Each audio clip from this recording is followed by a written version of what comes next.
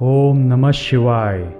काही अशा गोष्टी असतात त्याचा आपल्याला त्रास होत असतो आणि तो आपल्याला जाणवत नाही.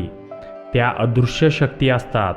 त्या शक्ती घरात नेहमी निगेटिव्ह ऊर्जा तयार करत असतात आणि त्याचा त्रास आपल्याला व आपल्या परिवारातील सर्वजणांना जाणवत असतो.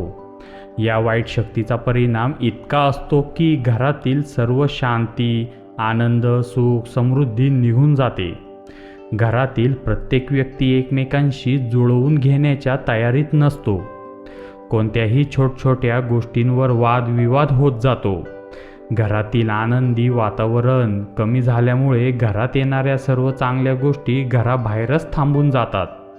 आणि अशा वेळी प्रत्येक व्यक्तीचे असे म्हणणे असते की आपण देवाची इतकी सेवा करतो, तसेही सुद्धा आपल्या वाट्याला हा त्रास का येत आहे.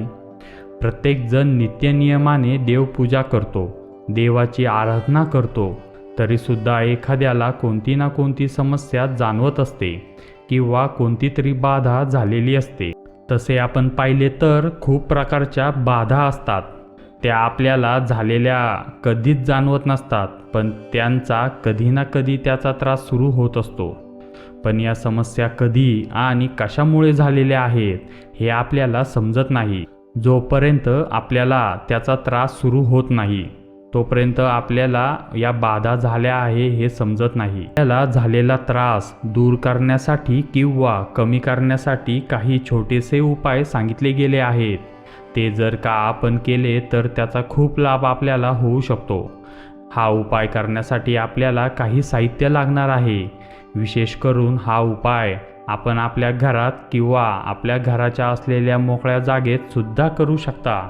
यासाठी आपल्याला 3 वस्तू लागणार आहेत. पहिली वस्तू म्हणजे लाल मिरची, ती सुद्धा पूर्ण म्हणजेच अखंड असली पाहिजे. दुसरी वस्तू म्हणजे 5 लसणाच्या पाकळ्या आणि 1 चमचा काळी मोहरी.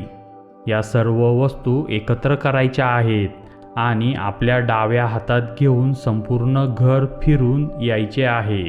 संपूर्ण घर फिरून झाल्यानंतर आपल्या घरातील प्रत्येक व्यक्तीच्या डोक्यावरून या वस्तू 7 वेळा ओवाळून घ्यायच्या आहेत. ही सर्व प्रक्रिया झाल्यावर घराच्या बाहेर जायचे आहे. ज्या ठिकाणी जास्त लोक नसतील अशा ठिकाणी गेल्यावर या वस्तू जाळून टाकायच्या आहे. जाळण्यासाठी आपण शेण किंवा कोळसा वापरू शकतो. या सर्व वस्तू पूर्ण जळल्यानंतर घरी यायचे आहे आणि आपले हात, पाय, तोंड धुवायचे आहे.